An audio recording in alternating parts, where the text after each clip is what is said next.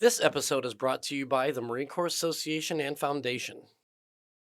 Did you know you can support Marines and the Marine Corps Association Foundation through your donor advised fund? You can now initiate a grant recommendation from your donor advised fund, or DAF, by visiting our website www.mca-marines.org/foundation and click on the Give Now through your donor advised fund button. Search for your fund management company and follow the prompts to recommend a grant to Marine Corps Association and Foundation. Your gift will help the Marine Corps Association provide critical professional development programs that strengthen Marines and help them prepare to become tomorrow's leaders. Make a difference today. Direct your DAF gift to honor those who serve. Hey, Scuttlebutt listeners, this is episode 185. This week, we continue our Road to 250 segment, celebrating the Marine Corps' 250th birthday in 2025. Over the next year, we'll feature stories and history from throughout the 250 years of the Marine Corps. These episodes will be nested within the MCA's overall Road to 250 campaign, where you'll find featured articles in both the Gazette and Leatherneck magazines highlighting events and battles within the specific periods in Marine Corps history. The MCA also has a commemorative Road to 250 coin collection. These commemorative challenge coins can only be found through the MCA. Go to marineshop.net to order individual coins or email customer service at mca-marines.org to pre-order the entire set or learn more. This week, we walk the road to 250 with the MCA's very own historian in residence, William Treuting. William helps us dive deep into Marine Corps history during the Civil War, both U.S. and Confederate, from the Battle of Manassas to Fort Fisher. William is a wealth of knowledge on this era, so it's great to have some time to pick his brain, aka his notes. Here is episode 185. Hey, Scuttlebutt listeners, thank you for joining us and your continued support. I'm Vic. I'm here with Nancy. Hey, everyone. And we have a very distinguished guest here. We're really excited to talk to him, but sort of tee this up. This is another installment of our Road to 250 series. For those who haven't been keeping track, once a month we are going to explore different eras of Marine Corps history as we lead up to the Marine Corps' 250th birthday this November.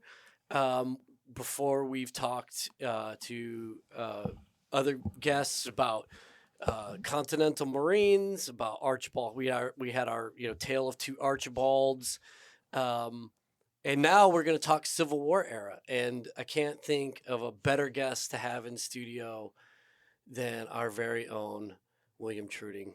William, thank you for being here. Yeah, I'm glad you couldn't think of any better guests. At least a better guest who can show up on time and be here physically. Well, but in all seriousness, I mean, there's not too many guests who have not only studied this era, not only have the knowledge, but you are actively participating in the preservation of this era.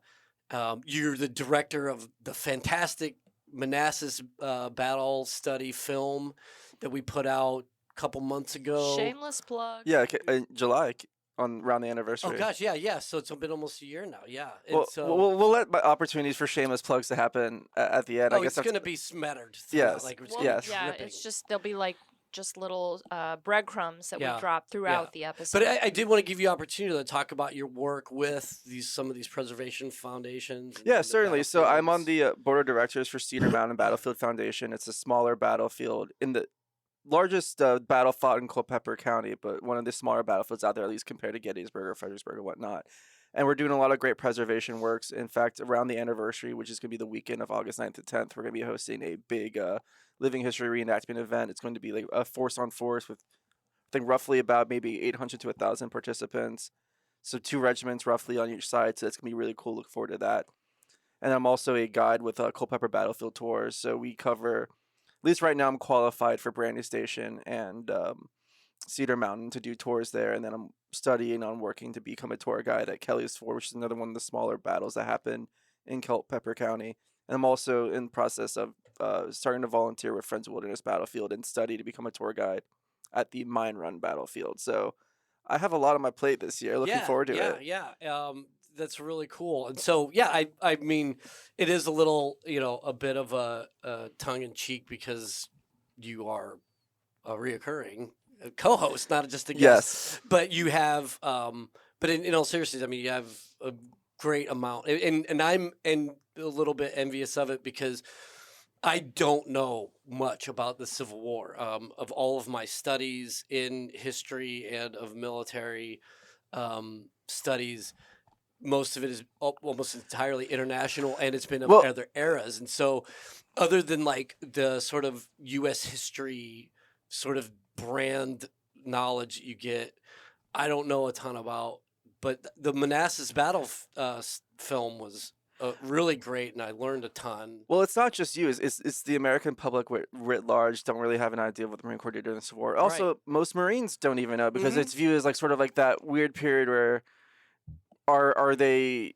What does it mean? What does amphibiosity mean? Is it just shipborne? And then obviously Marine Corps has some experience before this fighting on land, but the Marine Corps at this time still trying to figure out its identity. That it really doesn't come into true fruition until maybe some would argue Banana War, some argue World War One. Yeah. So but I mean, so I guess to set the stage, when the states secede,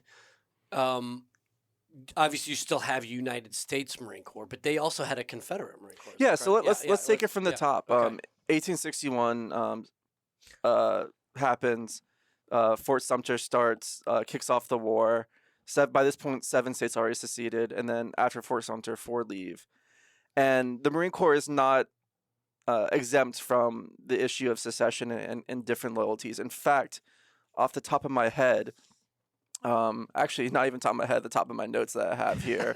Love a guest who shows up with notes. Yeah. Exactly. It refers to him as his head. Yeah. I don't want to be wrong. Anyways, but 16 officers resigned from the Marine Corps, and as well as a good amount of enlisted. So the Marine Corps is already shaken and divided by the time the war actually starts. In fact, one of the officers to resign was Lieutenant Israel Green, who actually partook in the John Brown raid at Harper's Ferry. So essentially what happened was, that is correct. Before the Civil War, John Brown, who's a abolitionist, some would call him a terrorist, some would call him a freedom fighter. Depends on obviously where on the spectrum you fall. We've been in plenty of countries where that dynamic exists. Exactly. He does a raid on the Federal Arsenal at Harper's Ferry. It goes poorly. He's trapped in an engine house, a fire engine house, and then he is surrounded by mobs of militia members. The federal government doesn't know what's going on, so the only troops available to them are Marines, and then they are commanded by Lieutenant Colonel Robert E. Lee, who just happens to be at his home, which is across the Potomac River. Lee brings with him his a subordinate named James Yule Brown Stewart, who later became a Confederate cavalryman. They will go to Harper's Ferry, sit off around a cordon around the fire engine house. There's a debate between the local officials and Lee on who's actually going to complete the mission. Lee eventually makes arguments saying this is a federal arsenal. And also, it's like, we're trained troops. Do you want your untrained militia members to actually go in and do it? And they essentially, they set up so where if Lee and the Marines fail or some of the hostages are killed that are inside with John Brown, that they can blame on the federal government rather than if it fails on their own hands. So the Marines will go in. Israel Green will lead the way. In fact, let me go ahead and read to you how he describes the Operation Harper's Ferry. So quicker than thought, I brought my saber down with all my strength upon Brown's head. So he's entering the door. He has his saber, and he actually strikes John Brown. He was moving as the blow fell, and I suppose I did not strike him where I intended, for he received a deep saber cut in the back of his neck. He fell senseless to the side, then rolled over on his back. He had in his hand a short, sharp cavalry carbine. I think he had just fired. As I reached Colonel Washington, who is a descendant of George Washington, he was one of the hostages, for the Marine who followed me into the aperture made by the latter received a bullet in the abdomen from which he died a few minutes later. So one of the top Marines at the time who had led the actual hostage rescue mission had joined the Confederacy and actually later become a member of the Confederate States Marine Corps, which we'll get into a little bit later. So anyways, so the Marine Corps is shaken, and as the war is commencing, both sides are gathering their forces. The question is, what are we going to do with these Marines? And at the time, Marines are pretty naval in character. You generally see them aboard ship. Yes, they have their various duty stations throughout, particularly the in Washington D.C. But they're kind of as an as needed basis. I mean, they had fought on land, obviously the shores of Tripoli. They fought in the halls of Montezuma. They were at the Battle of New Orleans in the War of 1812. They were also at the battle that I forget what the name off the top of my head, but it's one that essentially it happened before the fall of DC. And the Marines have performed Bladensburg, thank you. And they performed admirably as land soldiers, but generally speaking, they're pretty shipborne at this point. And sorry to get too far, if it gets too far ahead here, but are the Confederate Marines and the U.S. Marines basically employed in the exact same way? Just one's wearing blue, the other's wearing gray. Essentially, yeah, they're in the same capacity. As we'll go into a little bit more detail later. The United States Marine Corps actually does a decent amount of land fighting. The Confederate States Marine Corps, there's really only a handful of battles where they're on land, but generally speaking, they're shipborne. See, I think there'll be Confederate Marines aboard the CSS Alabama that's going out and raiding United States shipping, but they have the same mind. I mean, it's essentially the same people who were in the United States Marine Corps now running the Confederate Marine Corps, so it's very similar in character.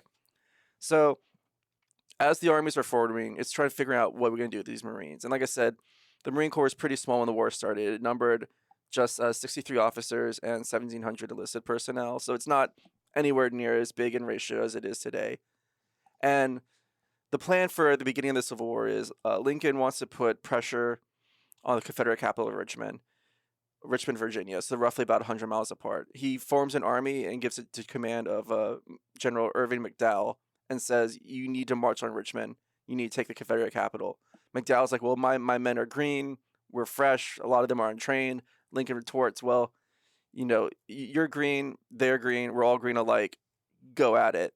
So in the process, most of the incoming recruits for the United States military this time go to the Army. The Army is obviously where the biggest immediate need is. However, a Marine battalion is formed around Washington, D.C., and then they are ordered to, quote unquote, to attach from the barracks 4 companies of 80 men each, the whole under the command of Major John G. Reynolds, with the necessary officers, non-commissioned officers, and musicians for temporary field service under Brigadier General Irving McDowell, to whom Major Reynolds will report General McDowell to furnish the battalion with camp equipage, provisions, etc. So this battalion of Marines formed around Washington, D.C., is then ordered to attach to the Army and to fight on land. So that's not uncharacteristic because they had done so previously, but it's not the Marines' primary mission at this time. They're generally shipboard, but now they're with the Army, fighting with an Army unit. And this Marine battalion, like the order, is under the command of Major John G. Reynolds, and they will be attached to Colonel Andrew Porter's brigade of Colonel David Hunter's division. So again, they're with infantry. They're fighting with infantry. So this army will, in July, begin moving south. They'll move in the direction of Manassas Junction, a vital railroad junction during the Civil War era, where they will run into General P.G.T. Beauregard and his army of Confederates defending Manassas Junction. Little do the Union Army knows that another Confederate army under General Joseph Johnston from the Shenandoah Valley is joining to combine their forces, and two armies will be roughly same numerical strength. The Marines are going to be part of the Union plan, where they're essentially going to try to flank the Confederate positions behind the Bull Run Creek. Plan starts off great. It's a hot day. They're marching. The troops are inexperienced, though. A lot of times they're dropping out of line to get water or pick berries along the way, as young, inexperienced men do. And I also want to emphasize that inexperienced part. A lot of the Marines who join the Marine Battalion and who fight at the Battle of First Bull Run, First Manassas, are heavily inexperienced. Even though their commander had been a Mexican War veteran with 35 years of military experience, that's really about it. Most were enlisted as recently as July 8th, so we're talking about Battle of First Bull Run of July 21. So that's only a few weeks. And they had just some drill under the belt. Only 7 privates in that battalion had been in the Corps prior to the firing of Fort Sumter, and only 60 men had seen any active service in the military period. So these guys are fresh. And thing is, though, that's not unique. They're as fresh as the majority of the troops at this time. There's a regular battalion, I believe, attached to the Army of regular Army soldiers, but most of them, they're volunteers, and the Marines who fight here are no different. The battle, as they go around the flank, they run into a brigade of Confederates. A gunfight breaks out. Confederate reinforcements arrive. Union troops spread out. and their weight of numbers essentially be able to push the Confederates back to Henry Hill. The United States Marines at this point, they're in charge of protecting their artillery that's attached to the brigade under Captain Charles Griffin, and they win the beginning of the battle. The fighting around Matthews Hill, which breaks out, is a Union victory. They manage to rout the Confederates and push them back to Henry Hill, and this is where things go wrong. Obviously, as the famous phrase goes, best plans never survive first contact with the enemy. So the Confederates regroup around Henry Hill. The commander, General Irving McDowell, orders several piecemeal attacks, and one of the first ones to be ordered includes the United States Marine Battalion. They're going to go up and support the left flank of this advance, and it's not a concerted effort by one single brigade or two brigades. It's a regiment from this brigade, a regiment from this brigade, a regiment from this brigade. It's not well ordered. There's no good command and control. It's very ad hoc. So the United States Marine Corps is on the left flank. They're supporting the artillery under Captain Charles Griffin. And then they run into the Stonewall Brigade, commanded by General Thomas J. Jackson, which they earned that nickname during this fighting. The Marines are on the left flank. They receive a lot of fire. They withdraw. And keep in mind, a lot of counts differ and vary. I've read several accounts of the Battle of Bull Run. A lot of accounts say the Marines just ran away, but I think this account I'm about to provide is most accurate. They temporarily withdraw after initially meeting the enemy, and then they're redeployed to the right flank as the Union troops are beginning to make an assault against the Confederate defenses. They will be in behind the 14th Brooklyn and will fight heavily and actually manage to push back some of the Stonewall Brigade. But unfortunately, their breakthrough is unsupported and they're forced to retreat. And I believe it was a journal or a letter from a member of the 2nd Virginia, so one of the Stonewall Brigade regiments, says that essentially, we saw lots of uniforms from various enemy units, but the ones that made it furthest behind our lines were wearing the uniforms of the United States Marines. So I think if we're going to take that primary source to face, that the Marines fought valiantly, but again, they were pushed back because they were not supported, and various groups of Marines would go forth and keep fighting. But as a whole, the battalion was pretty much out of the fighting, and then was routed with the rest of the army when the Confederates did a massive counterattack. And after this battle, the Marines sort of, their reputation subsides a little bit. In fact, the Marine commandant at the time later would lament that the first instance recorded in history where any portion of the Corps' members turned their backs to the enemy, which is not quite true. They were forced to retreat at Bladensburg, even though they did perform well. But at the same time, looking back at other regiments who fought at the Battle of Bull Run, there's tons of Union regiments who performed way less and served less honorably than the Marine Corps. And the Marines who fought there were inexperienced, but still gave it their all. In total, let me see. The report from their brigade commander, Porter, later said, Major Reynolds' Marines, whose zealous efforts were well sustained by his subordinates, two of whom, Brevet Major Zalen and Lieutenant Hale, were wounded, and one Lieutenant Hitchcock lost his life. So they do get some street cred from this, from their uppers, but at this point, most of the attention is on the Army, not the Marine Corps. So the Marine battalion is detached from the Army and sent off to do its primary mission, which is support it. In the battle at First Manassas, or First Bull Run, 9 enlisted Marines were killed in action and were presumably reburied on the field. 16 enlisted men were wounded, in addition to officers, and another 20 were taken prisoners. So they received roughly 13% casualties during the first major battle of the American Civil War, which is, again, a lot better than many other Union units done. So to our audience, go check out our First Manassas documentary we have on YouTube for a more succinct picture of the greater plan and where the Marines fit into it. But so that's, again, they don't have a great show in the beginning, and then the Army and the government as a whole is less willing to keep on expanding their numbers and then also giving them more land missions. However, that's not quite the case. So, anyways, the next... So, when you say detach and then they go back to their primary mission, that you're essentially saying they're going back on ship. Yes. To then... to be essentially to do that traditional mission of not necessarily even naval infantry, but ship support. Yes. The ship's captain. Yes, but this will fluctuate throughout the war. So the next instance I want to talk about is we have the first major battle of the American Civil War at Manassas. Um, pardon me. The Civil War will continue on. Neither side's willing to back down. It escalates, and in the Virginia theater, a Union Army of the Potomac under George B. McClellan is going to try to flank the Confederate forces out of Northern Virginia by disembarking at Fort Monroe, which is at the tip of the Virginia Peninsula between the York and the James River, advance up that peninsula, and try to capture the Confederate capital. Included also are obviously a bunch of naval forces. So they'll disembark, they'll move up, there'll be a siege at Yorktown, the same Yorktown where America won its independence.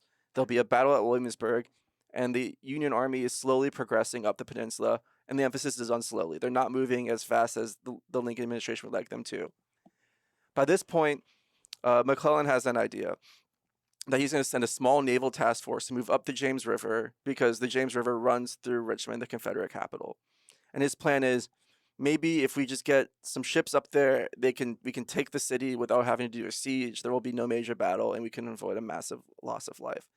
So several ships, including the famed USS Monitor, the first major ship that has like a rotating gun turret, as well as the USS Galena, which has several Marines on it, are going to advance up the James River. They run into a few Confederate artillery positions along the James. There's some shooting, but nothing much goes on until they get to roughly about 78 miles from Richmond. There's a turn in the James River, and upstream from that turn is Fort Darling on Drury's Bluff. Fort Darling was built in the early days of the war, and it includes a garrison of several Confederate naval personnel, as well as the Confederate Marines, because they're located at Camp Beale, which is at Fort Darling. So it's almost like the headquarters of the Confederate Marine Corps. And this fort is very imposing. It's on high bluffs. There's large artillery pieces. There is sunken debris and ships blocking the way. It's an imposing obstacle. So there's a lot of Confederate naval gunners occupying the fort, and there's also Confederate Marines there who are across the river who are going to do rifle fire against any ship that approaches. So this little fleet is goes up the river, they cross the bend, and then they start taking heavy fire from the fort.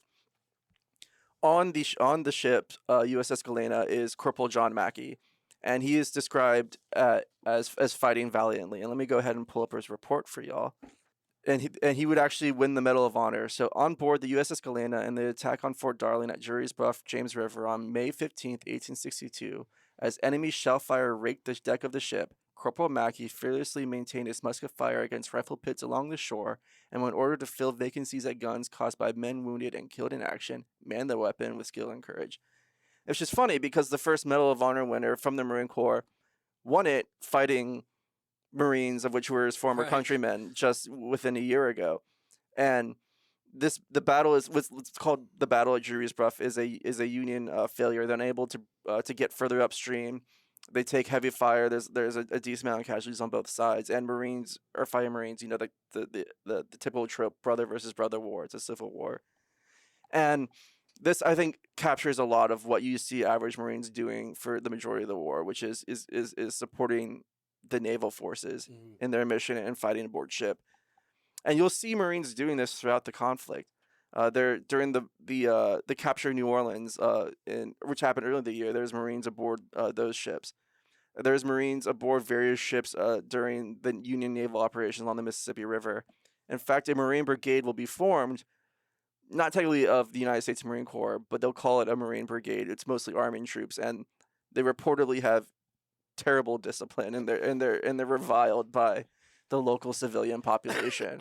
In fact, there's a famous incident that happens later in the war where there's a Confederate sniper who is picking off Union patrols and people aboard ships between the Tennessee and Cumberland River in Tennessee and Kentucky, and the Marine Brigade will supposedly be sent after him, and they failed miserably. That's the story of Jack Hinson, which is a half myth, half history, or what's fact and fiction. The lines are blurred in that story, but they'll do a lot of riverine operations, but again, primarily aboard ship.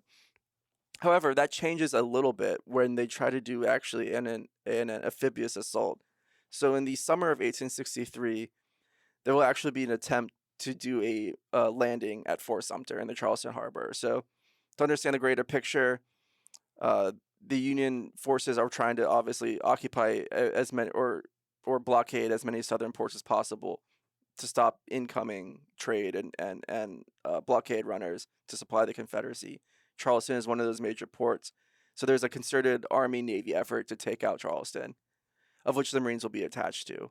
So there's this idea that, and I'm going to read to you some from an article that I found just to go over what's going on. So Captain Edward M. Reynolds, who's the son of Lieutenant Colonel George Reynolds, who fought at First Bull Run, took over the command of a battalion of Marines, roughly about 500 men, and they're going to be ordered to actually land on Fort Sumter and take the fort, which would then open up Charleston Harbor to the Union naval forces.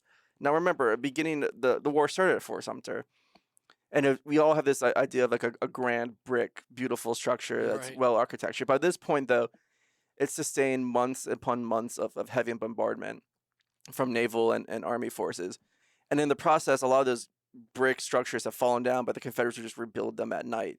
So now, rather than just being a fragile brick fortress, it is this compound, hardened, dirt, earth, broken brick, rock, stone embankment that is almost unassailable from artillery and is difficult for infantry to land on. So the plan is to have these 500 Marines and sailors and 25 small boats led by Navy Commander Thomas H. Stevens, and they're going to quite literally land on and try to take the fort. Do they do their proper reconnaissance? No, because if they did, they would have realized that, oh, we might need ladders or ropes to get up this embankment. Right. Just very basic landing operation needs. And on top of it, they don't also know that there's a separate Navy command that's also trying to do a landing that same time. And so it just shows you, a U.S. Yes. So there's two axes of advance, and they don't know about each other. They don't know about each other, and that shows the importance of inter-service relationship, which is what the Marine Corps Gazette's all about. So, oh wow, that was well done. It was well done. And on top of it, the surf is not easy navigable. So only 11 to 25 of boats actually managed to get beneath the fort. And what do? They wake up the Confederates who start shooting at them. And it just becomes a nightmare. A lot of the boats are sunk in the darkness. It's chaos and confusion. The one Marine officer who made it ashore was the Second Lieutenant Robert L. Meade of Tennessee. He was a Southerner who remained loyal to the Union. And he recorded in his diary that men suffered from musketry fire and the bricks, hand grenades, and fireballs thrown from the pit. So it's a nightmare. The assault lasted about 20 minutes. And of the 105 survivor Marines who are actually able to reach the parapet and not get killed, they all had to surrender. And Meade himself would spend the next 13 months in Columbia, South Carolina, in a prison camp. However, 21 Marines who were captured would actually die in Andersonville. So it's a famous... I did not know that. Yeah, famous prison camp during the American Civil War. So. And I didn't know that Meade had been taken prisoner. Yeah, it was just a completely... botch show. What year was that? Tell me again what year that was. That was in September of 1863. So, okay. By this point in the war, Gettysburg has already happened. Yep. It's getting towards fall. Things are getting to kind of wind down for the year, kind of roughly. And was Meade also in Andersonville? So no, he was sent to you said South Carolina. Columbia, South Carolina. Okay. So I guess they separated him because he was an officer or some reason or not, but. So not the Marine Corps' finest hour. I would say not the Navy's finest. The Marines did what they could. Blame it on the Navy. Yeah, blame on the Navy. Easy. And poor coordination. Softball. But I mean, so that is to underscore though that the Marines are trying to fulfill whatever mission they're given, and a lot of this stuff is ad hoc. It's on the fly. It's not necessarily not. I'm not quite familiar in Marine Corps tactics of the 1860s specifically, but I can't imagine landing on an occupied fort is something you might need a little more training for than just what you would get at basic training, whatever the time was. Yeah, definitely in more fire support than 25 small boats. Yeah. So before we get towards the end of the war, any questions or? Yeah. So up to this point, we talk about sort of the Marines' mission. Some of the things we've talked about leading up to this era have been, clearly we see a trend of Marines attaching, sort of at at whim. It's ad hoc for sure, but it almost seems like at the whim of leadership. You know, we heard about Archibald Gillespie. He was just a courier. Next thing you know, he's fighting and to take California, and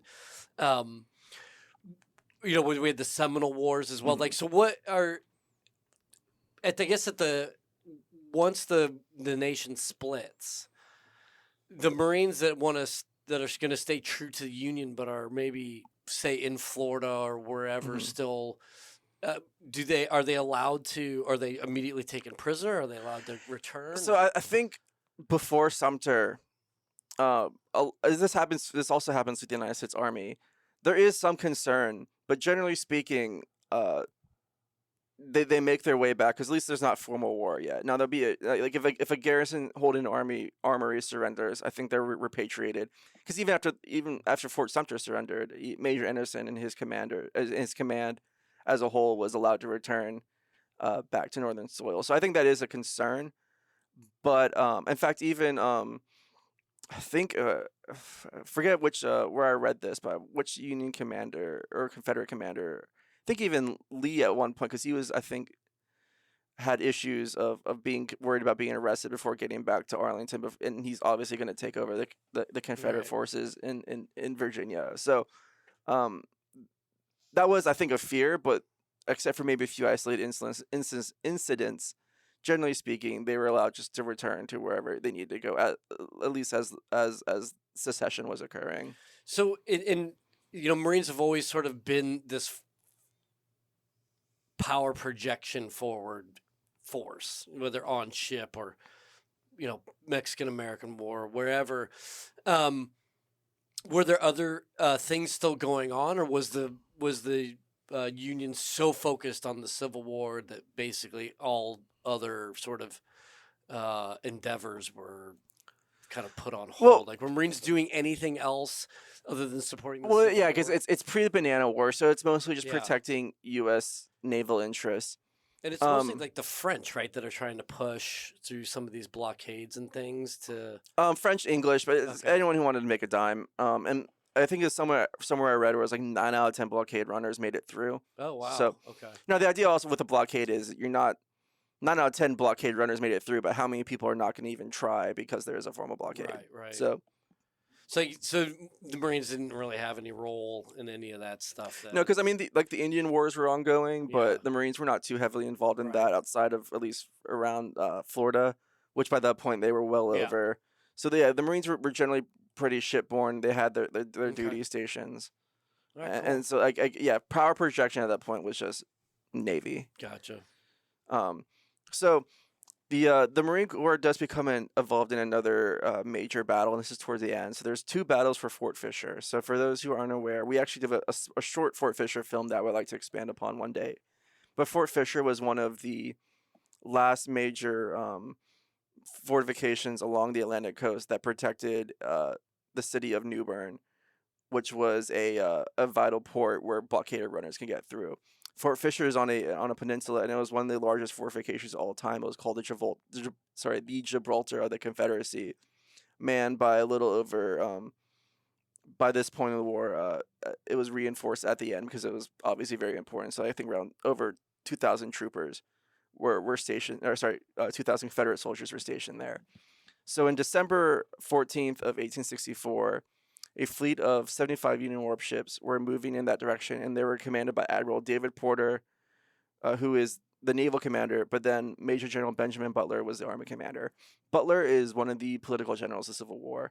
He does great politically. He does the whole terminology for calling black people who liberated themselves contraband so that they could not be forced to return back to their slave owners. He does great. I mean, depends on who you ask. He has a bad reputation in New Orleans among Southerners, but he keeps the city in order, and he's called the Beast Butler. However, as a field commander, he's absolutely terrible. He is one of the worst. During the Overland Campaign, when Grant has the 3-pronged strategy to take Richmond, he's going to have his main army of Potomac with Meade move overland and try to capture the capital. He's having a force move through the Shenandoah Valley, and he's having another force under Butler move up the James and try to take Richmond from the rear. Butler will get trapped in what is called the Bermuda Hundred, where I believe it's between the Appomattox and James River. I would need to double check the Appomattox, but I believe it's those two. And essentially, it's like this little inlet of land where if you don't get out of there and an army comes in and stops you, you'll be bottled up. Essentially, you will have no room to maneuver. And what happens? Exactly that. He gets trapped by PGT Beauregard and essentially allows a smaller force of Confederates to hold off, using geography to their advantage, a larger Union army, the Army of the James. So Butler straight up sucks. He's a terrible tactical and strategic commander, and he's the guy in charge of trying to take Fort Fisher. So his plan is going to be screwy from the start. They're going to try to do a bomb ship that they're going to load with explosives and sail to the fort. And the ship lands at the wrong place or further away, blows up, and nothing happens. And then he'll attempt a landing. There'll be some skirmishing, but all in all, nothing really happens. And then they'll withdraw, basically saying that the mission was a failure. Well, that's not good enough for Ulysses S. Grant, who's the overall commander of all Union armies. So he's gonna fire Butler. He's been looking for an excuse. He's had plenty of excuses so far, but this is kind of the last big final excuse. He fires Butler and puts in command Brigadier General Alfred Terry, and they're gonna go back and try to take Fort Fisher again in January of 1865. Now, so we're getting into the final months of the war. So around with 8,000 men in this army, they're going to disembark north of the fort, cut it off from the rest of the Confederate forces around New Bern coming in from that direction, and they're going to besiege the fort, bombard it, and assault it. So this begins around January 6th, when they launch their other invasion. There will be intense bombardment in the last 2 days, and the plan is so the fort of where the Confederates are, Fort Fisher, it's almost L-shaped. There's a long part of the L is facing out towards the ocean. The short part of the L covers the rest of the isthmus. And so the plan is on the further on the Confederate left is going to be where the army is going to assault. On the right, the Marine Corps and Navy are supposed to be involved as well. So here's their plan, though. The Marines are supposed to do sharpshooter cover with rifles, and then a bunch of sailors armed with revolvers and swords are going to then do an assault and try to take the apex of the fort where the two parts of the L meet. Now, if you're a big anime fan or weeaboo, whatever, and that sounds like a cool idea, like we're going to go in with swords and pistols, except if you've ever fired or used revolvers from the Civil War era, they have a maximum range at 25 yards, and that's if you're trained and know what you're doing. I doubt most of these sailors were trained and knew it. Like really, really, really trained. Like a lot of practice is gonna. Most of the time, they're gonna be accurate out to 12 yards. And on top of it, at the time of the Civil War, when you're issued a revolver, you weren't issued extra cylinders. And I imagine most of these sailors would have been armed with Colt navies. So in order to reload the cylinder in the first place, if you had one, you have to essentially take a pin out, which takes the barrel off, and then you take out the cylinder, replace it. So you have to remove the barrel from most of these, unless they're armed with Remingtons, but which you could do easier changes. But regardless, most of them didn't have extra cylinders anyways. They have effective range of 11 yards. Oh, and by the way, the Confederates that they're attacking are entrenched behind fortifications. There's a moat, there's abattis, there's chevaux de frise, which are meant to slow down advances. This is the worst thing you could. You're essentially ordering a suicide assault. Like this is madness. Whoever okayed this needed to stop watching samurai movies and needed to start studying the tactics of the era. So the assault goes off, and it's supposed to be coordinated, but for some reason the naval forces go first. So that's even worse. Yes, they're going without any fire support. Yeah, well, the idea is like you would be able to stretch the Confederates out while you're doing your two-pronged assault, and the army obviously has the firepower, and they have the strength, and they have the right weapons to begin with. So for some reason the naval forces go first, and it's like these poor sailors. There's a famous image of it, of the attack of Fort Fisher, but like they're armed with swords and pistols, man. That's awful. And they get gunned down. The Marines are trying to provide cover and fire, and the assault is just botched completely, utter failure. However, it does temporarily draw some attention away from the extreme Confederate left where the Army is making their assault. And the Army will have more success. They'll be able to get over the parapets. However, let's not leave our Marines hanging. A lot of them actually rejoin the assault. They're still providing their covering fire, but a lot of them will actually join over in the main assault. And there'll be a bloody back and forth battle that eventually though the United States forces will overcome the Confederacy, push them back, and then the majority of the Confederates surrender. The essentially, from what I've gathered, is the Joint Navy Marine Force lost around 200 people, including 14 Marines killed and another 46 wounded or missing. 6 Marines would be awarded the Medal of Honor for their actions at Fort Fisher, though. So it is a good showing. I think it's not quite where obviously the Marines going to go, but it kind of is indicative of their future of working with the Army and Navy better and doing landing operations. I mean, this is an amphibious operation. I think in its truest form, because I remember a couple of years ago we got into debate with Colonel Woodbridge on what constitutes an amphibious landing, but this is sort of the genius of where the Marine Corps would go from, because then after the war, there's obviously the Spanish American War. Mm-hmm. The Marines' role will be expanded slightly, and they'll be given very similar missions to this, and then the Banana Wars, which would then evolve into World War I, where I think the Marine Corps really stakes out its true character, at least in my modest at least assessment. The modern conception of where we are. And stay tuned for episodes about all of that on upcoming. Yeah, nice. Nice, very nice. So we talked a lot about the United States Marine Corps, but there is a Confederate States Marine Corps, which there's some legacy in. So as I mentioned, it's formed primarily in the same character of the United States Marine Corps, and its headquarters is at Camp Beale, so Fort Darling. And the Confederate Marines will, again, they're primarily the ones who are out doing the fighting are shipborne, but there is, I said, land detachments. So there's going to be fighting at Drury's Bluff that they partake in.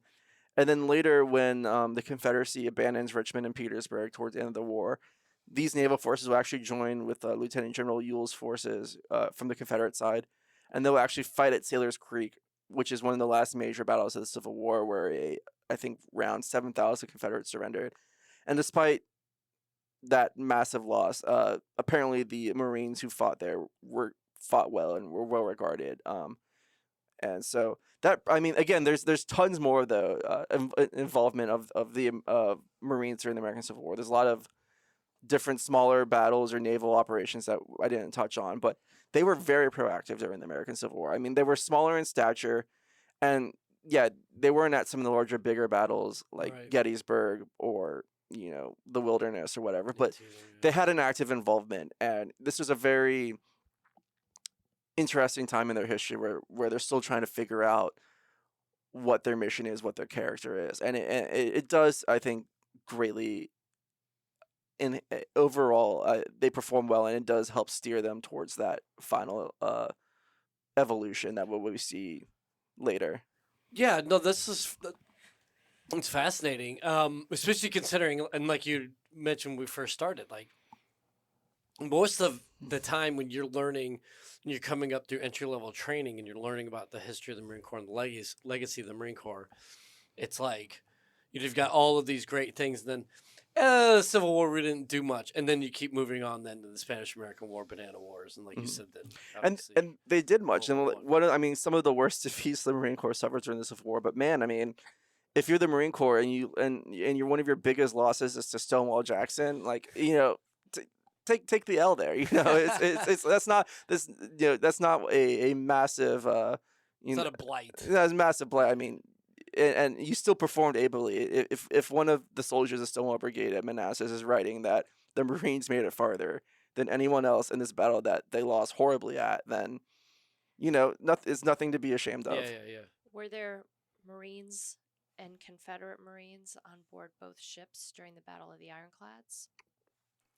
So I don't know if the Monitor had any Marines on it off the top of my head. I do believe there were Marines aboard the CSS Virginia, but I don't know if that was an active Marine versus Marine, because the crew of the Monitor was relatively smaller, because I mean, where are they gonna go? There's no, I mean, like there's a little tiny turret, and then there's a big undercarriage. So it's not like you really need Marine sharpshooters on the Monitor. So I don't believe so, but if there's a historian on that topic who is better than I, please send us an angry email. You want to hear my fun fact about the monitor? Shoot. Okay, so my dad was a diving medical officer in the Navy, and he was there when the Navy diving and salvage operations brought up parts of the monitor. Oh, that's awesome. Yeah. That is fun. And for those who are Fun interested, fact. the remains of the monitor, including the turret, are at the Mariners Museum in Newport News, Virginia, right across the street where I went to college. In fact, my dad and my youngest son just went on a trip so my dad could see his handiwork. And, just like any retired naval officer, he wore his ball cap in there intentionally and his T-shirt so people would ask him questions and he could, in fact, say, yeah, I was there. Like, how did you know that Like, I was there? Well, speaking of... it must be something that right? you could just feel it, right? Yeah. Well, speaking... What your hat says. Of like visiting the preservation side, a lot of this is visitable, and I encourage all listeners, again, because I'm actively involved in historical, particularly Civil War preservation, but Fort Monroe, you can see the part of the area where the Battle of Hampton Roads to the modern Merrimack was fought. Fort Darling, Drury's Bluff is I believe part of the Richmond Battlefield National Park Services. So you can go visit there. You can actually go see where the Confederate Marine Corps headquarters was. You also can see where Corporal Mackey won the Medal of Honor.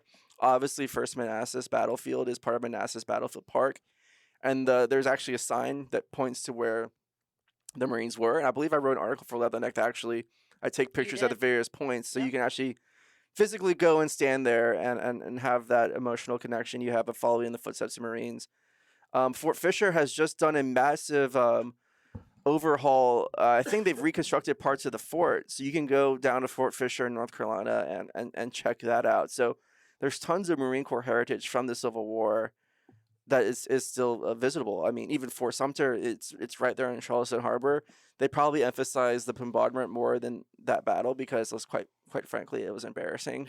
But, the 105 Marines landed and survived and in essentially suicidal conditions. And so I think that it is worth remembering in its own right. Yeah, so. Even in our failures, we exude greatness.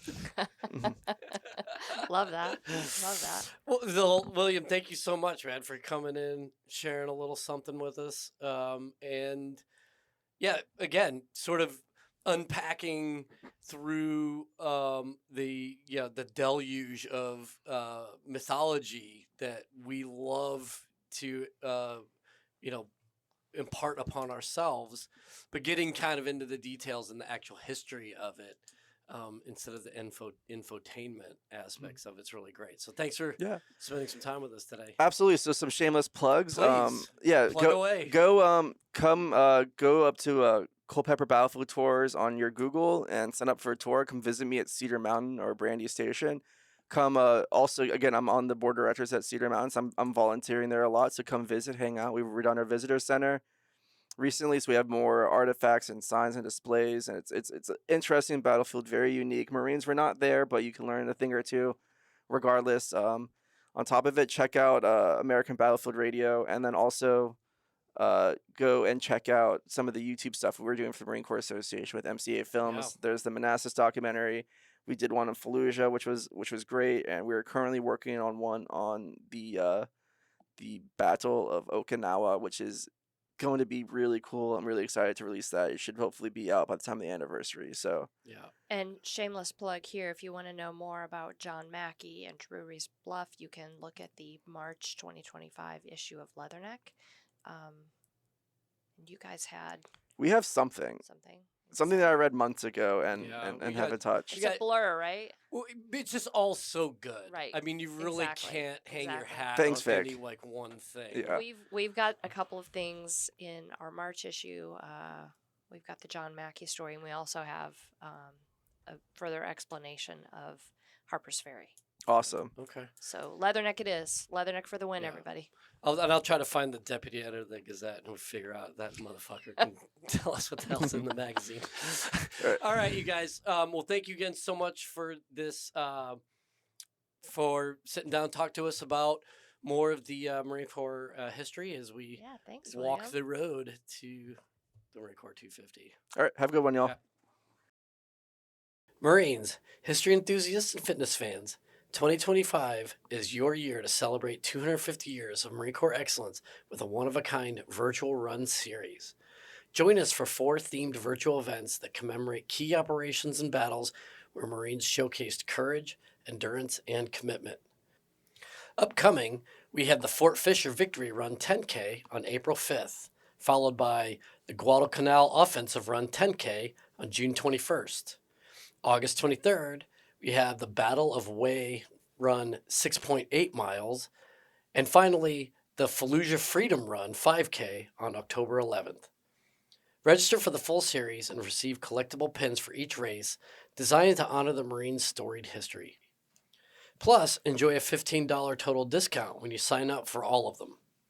Sign up today by texting 250 years to 41444. That's 250 years to 41444. Don't miss this chance to celebrate Marine Corps history, honor their legacy, and achieve your fitness goals, all from wherever you are. Scuttlebutt is a production of the Marine Corps Association. You have heard the voices or contributions from Major Vic Rubel, USMC retired, Nancy Lichman, William Treuting, and our guest. Ty Frazier is the editor, sound engineer, and technical producer. The Marine Corps Association is not an agency of the U.S. government. The opinions expressed in this episode are the personal views of the participants and do not reflect the official position of the United States Marine Corps, the Department of Defense, or the Marine Corps Association.